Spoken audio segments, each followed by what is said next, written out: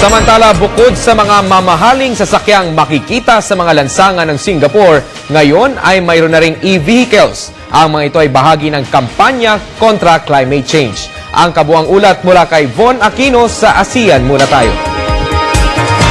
Ang sasakyan na siguro ang isa sa pinakamahalagang imbensyon sa mundo, lalo na sa panahong ito kung saan hindi na nakukontento na malagay lang sa isang lugar ang tao.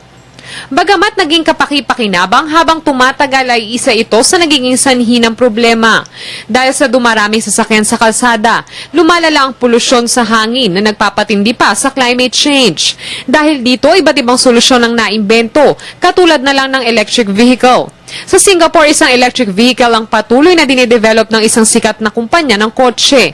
Nilalayon umano ng naturang kumpanya ang mabawasan ang urban problem sa Singapore katulad ng polusyon sa hangin.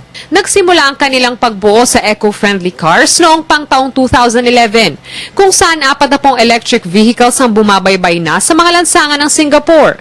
Bukod sa pagpapalabas ng mga eco-friendly na kotse, nilalayon din ng kumpanya na mahikayat ang iba pang car companies na bumuo na rin ng electric vehicles upang mas maging epektibo ang kanilang kampanya laban sa climate change.